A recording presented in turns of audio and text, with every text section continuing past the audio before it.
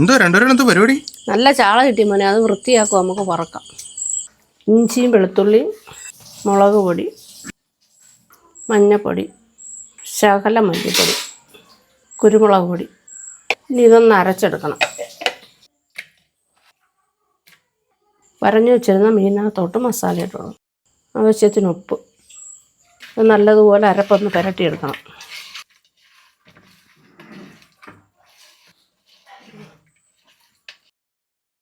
ഇനി വെളിച്ചെണ്ണ ഒഴിച്ചു കൊടുക്കണം. ഇനി മീനിട്ട് കൊടുക്കണം.